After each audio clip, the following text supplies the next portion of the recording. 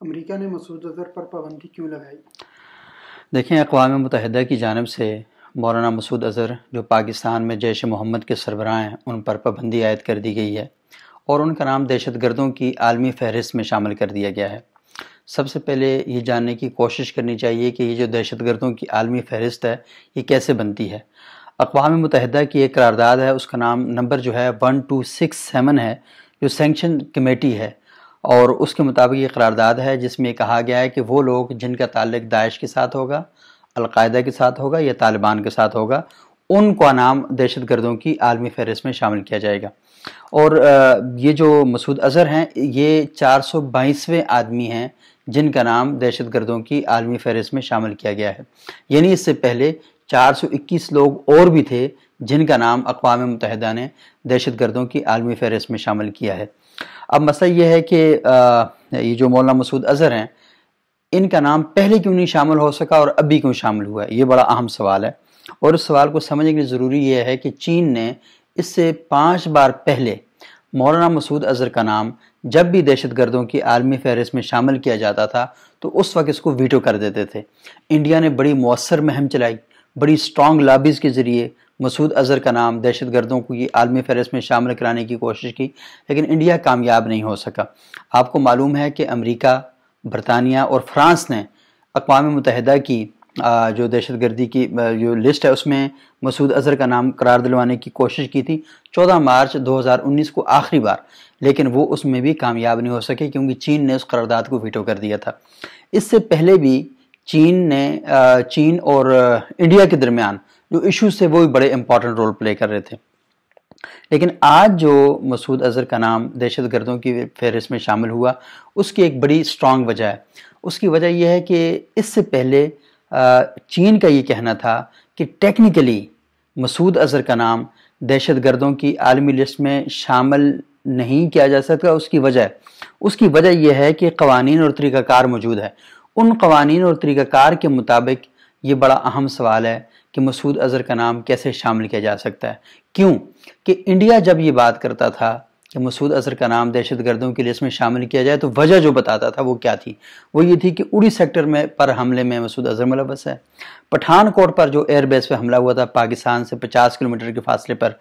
پٹھان کوٹ air base ہے، تو ان کا کہنا تھا کہ اس میں مسعود اظہر ملوث ہے۔ وہ یہ کہہ رہے تھے پلوامہ میں جو ابھی حملے ہوئے ہیں اس میں مسعود اظہر ملوث ہے۔ تو چین یہ کہتا تھا کہ اس چیز کو آپ کو ثابت کرنا پڑے گا، کیونکہ اقوام متحدہ جب بھی کسی کو دہشت گردوں کی لسٹ میں شامل کرتا ہے اس کے لیے آپ کو ثبوت ہونے چاہیے، تو انڈیا کے پاس یہ ثبوت نہیں تھے۔ تو آج جب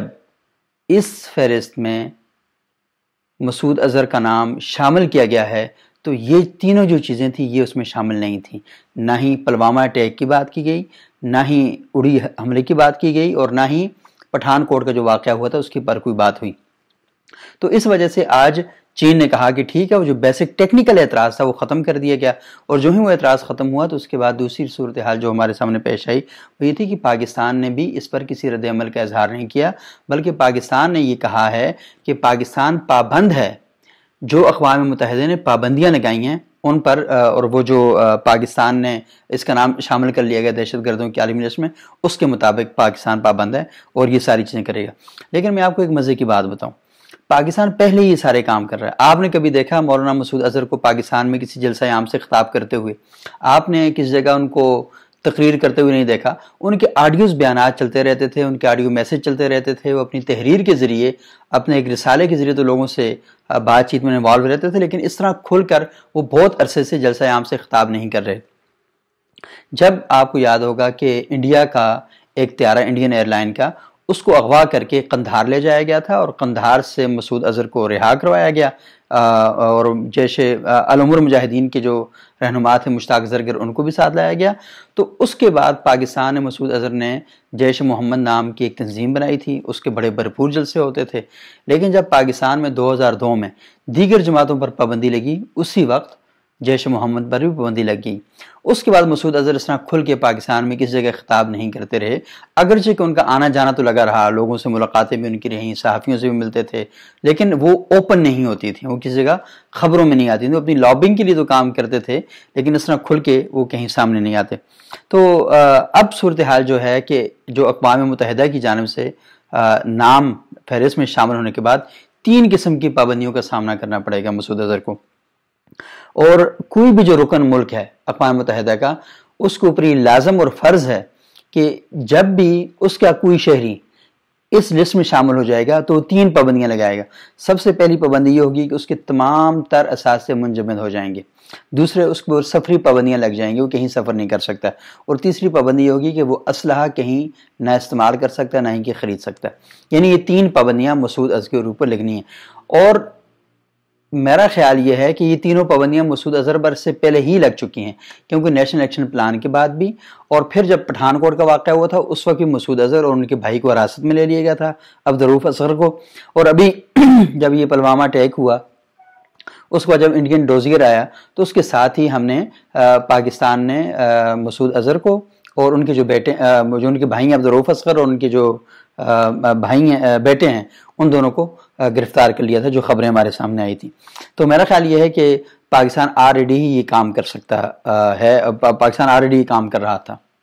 مسعود اظہر اب کیا کر سکتے ہیں؟ اچھا، یہ بڑا اہم سوال ہے کہ جب مسعود اظہر کو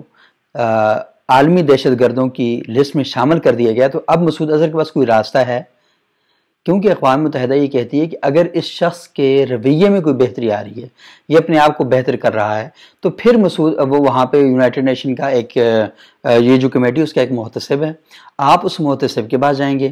اور وہاں جا کر آپ کو یہ ثبوت پیش کرنے ہوں گے کہ آپ کا القاعدہ کے ساتھ، داعش کے ساتھ اور طالبان کے ساتھ کوئی تعلق نہیں ہے، کسی قسم کا بھی کوئی لنک نہیں ہے۔ جب آپ یہ سارے تعلق ثابت کر دیں گے تو اس کے بعد پھر یہ ہو سکتا ہے کہ آپ کو اس لسٹ سے آپ کا نام نکال دیا جائے۔ لیکن اب صورتحال کیا ہے؟ اس سے پہلے جو جماعت الدعوہ ہے اس کے امیر ہیں حافظ سعید صاحب، ان کا نام بھی دہشت گردوں کی عالمی لسٹ میں شامل ہے، تو وہ بھی گئے ہیں جب ان پر پابندی لگی تھی، لیکن ابھی تک ان کی جو اپلیکیشن ہے اس پر ریویو نہیں کیا گیا، تو ابھی تک کسی قسم کا ریویو نہیں ہوا۔ تو مسعود اظہر کے بارے میں بھی زیادہ امکان یہی ہے کہ اگر وہ درخواست دیں گے بھی تو تب بھی ان کے اوپر ریویو نہیں ہوگا۔ اس کی ایک اور وجہ بھی ہے، آپ کو تو خود پاکستان بھی یہ سمجھتا ہے کہ مسعود اظہر پاکستان میں دہشت گردی میں ملوث ہیں، اسی وجہ سے ہی تو 2002 میں ان پر پابندیاں لگائی گئی ہیں۔ تو اب صورتحال ایک اور بھی ہے کہ آپ کو پتہ ہے کہ پاکستان نے FATF جو فائنینشیل ایکشن ٹاسک فورس ہے، جس میں یہی ڈسکس کیا جاتا ہے اور اسی موضوع پر بات ہوتی ہے کہ کیا یہ لوگ، یہ جو عالمی سطح پر جو پیسے کی لین دین ہے ان ٹیررسٹ آرگنائزیشن کے لیے، اس میں انوالو تو نہیں ہے۔ تو پاکستان پر یہ الزام تھے اور پاکستان نے اس پر بڑا کام کیا ہے، اور ان تمام جماعتوں کو پاکستان نے بین کیا، ان کے لوگوں کو گرفتار کیا، ان کو جیلوں میں ڈالا، ان کے جو مدرسے تھے، ان کی جو مساجد تھیں، ان میں جو ان کے علماء اکرام بیٹھے ہوئے تھے ان کو وہاں سے نکال باہر کیا، اور اس کی جگہ محکمہ اوقاف کے جو علماء ہیں ان کو وہاں پر لگایا، مدرسوں کا جو انتظام ہے وہ حکومت نے خود سنبھال لیا۔ تو یہ ساری صورتحال اب اس وقت تک ہو چکی ہے اور پاکستان بہت سیریسلی اس سارے کرائسس سے اپنے آپ کو باہر نکالنا چاہتا ہے۔ تو آپ کو پتہ ہے کہ پاکستان نے FATF کے حوالے سے اپنی جو رپورٹ ہے وہ تیار کر لی ہے، 11 مئی کو وہ رپورٹ پیش کی جائے گی، جس میں پاکستان یہ بتایا گیا کہ اس نے دہشت گردوں کا ناطقہ بند کرنے کے لیے پاکستان میں کیا کیا اقدامات کیے ہیں۔ تو یہ مسعود اظہر جو کام کر سکتے ہیں وہ تھا، لیکن وہ ہونا، میرا اپنا جو انالیسس ہے کہ وہ نہیں ہو سکے گا۔ چین کیوں مسعود اظہر کی حمایت کر رہا تھا؟ اچھا، یہ بڑی امپورٹنٹ بات ہے کہ چین کا کیا تعلق ہے آخر مسعود اظہر کے ساتھ۔ تو دیکھیں، یہ بڑی امپورٹنٹ بات ہے کہ چین کا اور انڈیا کا آپس میں کلیش ہے۔ جب تک آپ چین کا اور انڈیا کا کلیش نہیں سمجھ پاتے تب تک یہ مسعود اظہر والی کہانی بھی آپ کے ذہن میں نہیں آئے گی۔ آپ کو علم ہے کہ تبت اس کی ملکیت کے حوالے سے جو کیا بدھسٹ لیڈر ہیں دلائی لاما، بڑے مشہور آدمی ہیں، تو وہ ان کا اس کی ملکیت کے حوالے سے دعویٰ ہے، لیکن چین کہتا ہے کہ نہیں، یہ چین کا حصہ ہے۔ تو ان دونوں کا آپس میں ایک کلیش ہے اور دلائی لاما کو انڈیا سپورٹ کر رہا ہے، اور وہ اس وقت انڈیا میں بیٹھ کر چین کے خلاف پوری ایک مہم وہ چلا رہے ہیں۔ تو جب اور پاکستان اس میں چین کے موقف کی سپورٹ کرتا ہے، وہ یہ کہتا ہے کہ نہیں، ہم تو چین کے ساتھ ہیں۔ تو جب انڈیا مسعود اظہر پر دہشت گردی کے حوالے سے بین کی بات کرتا تھا تو اصل میں چین کا اور انڈیا کا بھی آپس میں کلیش موجود تھا۔ تو وہی کہتے تم اگر دلائی لاما کو سپورٹ کر سکتے تو ہم پھر مسعود اظہر کو بھی سپورٹ کریں گے۔ تو یہ ایک صورتحال تھی جو جسے آپ کہتے ہیں نا کہ اصل کہانی کچھ اور تھی اور سامنے کچھ اور تھا۔ اچھا، دوسری بات یہ ہے کہ آپ کو پتا ہے کہ چین، Japan, Vietnam, Taiwan, Malaysia, Indonesia اور فلپائن. اچھا، ان کے جو درمیان میں یہ جو جنوبی سمندر ہے جس کو پیسیفک اوشن کہتے ہیں، اس کے جزیروں کے حوالے سے کافی عرصے سے ان کے درمیان تنازع موجود ہے اور بڑا ایشو ہے. اور ماضی میں چین نے وہاں پر فوجی مشقیں بھی کی تھیں، جس پر ان تمام ملکوں نے بڑا شدید تحفظات کا اظہار کیا تھا. اور ان میں سے کچھ ملکوں کے پیچھے امریکہ بھی آگے کھڑا ہو گیا کہ ہم آپ کو سپورٹ کریں گے، آپ چین کے ساتھ پھٹا لیں اور چین کے ساتھ ٹکر لیں. اور انڈیا کھلم کھلا ان کی سپورٹ کر رہا تھا، یہ جو باقی ملک ہیں جو چین کے ساتھ اس تنازع کے اندر انوالو تھے. تو جو مسعود اظہر کو یہاں پر جو انڈیا کو پریشانی پیدا کرنی تھی، تو یہ چین اس وجہ سے بھی وہاں پر یہ صورتحال ان کے لیے کریٹ کر رہا تھا. اچھا، پھر ایک اور بھی ہوا کہ ویتنام میں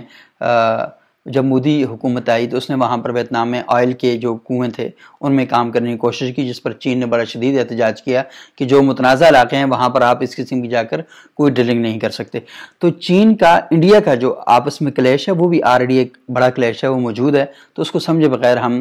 اس چیز کو نہیں آگے بڑھ سکتے. تو یہ ساری ایک صورتحال تھی. اس سارے سینیریو میں چین انڈیا کو وہاں پہ ایک طرح سے اقوام متحدہ میں ڈچ کر رہا تھا، اس کو ویک پوزیشن پہ لے کے جا رہا تھا.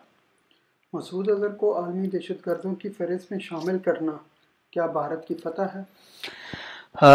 یہ بڑا اہم اور بڑا پیچیدہ سوال ہے. آج تو مودی نے وہاں انڈیا میں ایک جلسے سے، کیونکہ الیکشن چل رہا ہے وہاں پہ، تو مودی کو خواہش ہے کہ وہ جو یہ سارا ایشو ہے اس کو وہ کیش کروائیں گے. تو مودی نے بڑی خوبصورتی سے کیش بھی کرایا. اس نے کہا کہ میری کوششوں سے مسعود اظہر کو اقوام متحدہ میں عالمی دہشت گردوں کی لسٹ میں شامل کر دیا گیا. لیکن مسئلہ ہے کہ خود انڈیا کے لوگ، انڈیا کا جو پڑھا لکھا طبقہ ہے، وہ خود سارا پریشان ہے کہ انڈیا 1.20 کروڑ لوگوں کا ملک ہے اور وہ ایک شخص کے خلاف لگا ہوا ہے. اور مطلب اس کو اقوام متحدہ میں اتنا پیسہ خرچ کیا، اتنی لابی کی، اور لابی کرنے کے بعد جس ایشو پر وہ چاہ رہے تھے، یعنی کہ کشمیر کے اندر جو موومنٹ چل رہی ہے اس وقت، جو ایک انڈینس موومنٹ ہے، تو اس کے ساتھ جوڑ کر، یعنی مسعود اظہر کو اس کے ساتھ جوڑا جائے اور پھر پوری موومنٹ کو دہشت گردی کی موومنٹ بنا کر اقوام متحدہ میں اس کو دہشت گرد قرار دیا جائے. تو میرا خیال یہ ہے کہ انڈیا جو چاہ رہا تھا وہ تو ہو ہی نہیں سکا. تو یہ تو پاکستان کی ایک طرح سے اخلاقی اور سفارتی فتح ہے کہ وہ پلوامہ اٹیک کے ساتھ جوڑ کر اس کو دہشت گردوں کی لسٹ میں شامل کرنا چاہ رہا تھا. وہ پٹھان کوٹ ایئر بیس کا جو حملہ تھا اس کے ساتھ جوڑ کر مسعود اظہر کو دہشت گردوں کی لسٹ میں شامل کرنا چاہ رہا تھا. وہ اڑی سیکٹر پر جو واقعہ ہوا تھا دہشت گردی کا، اس کے ساتھ جوڑ کر مسعود اظہر کو دہشت گردوں کے ساتھ شامل کرنا چاہ رہا تھا. لیکن وہ اس میں بری طرح ناکام ہوا. اور مسعود اظہر کو جو آج کنوکٹ کیا گیا ہے، جس سلسلے میں اس کو دہشت گردوں کی عالمی لسٹ میں شامل کیا گیا ہے، وہ وجہ یہ 3 وجوہات نہیں بنی، وہ وجہ القاعدہ اور طالبان اور ان کے ساتھ جو تعلقات ہیں وہ بنے ہیں.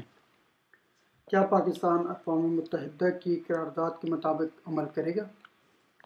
میرا خیال یہ کہ پاکستان اقوام متحدہ کی قرارداد کے مطابق پہلے ہی عمل کر چکا ہے. مطلب کوئی بندہ ایسا نہیں جو یہ کہہ سکتا ہو کہ مسعود اظہر سفر کر رہا ہے، اس کو پتہ ہے مسعود اظہر کس جلسے جلوس سے خطاب کر رہا ہے کس جگہ. ہاں، وہ کوڈ نیم سے، خفیہ نام سے،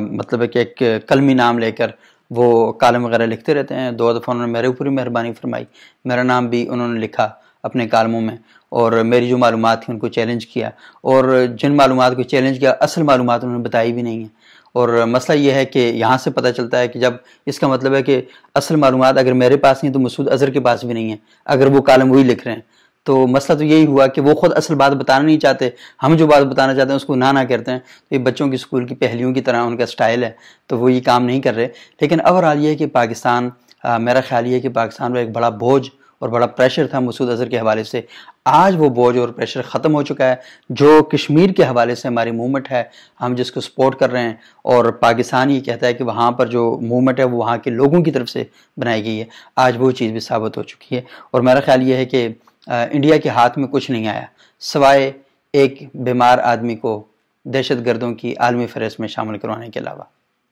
بہت شکریہ.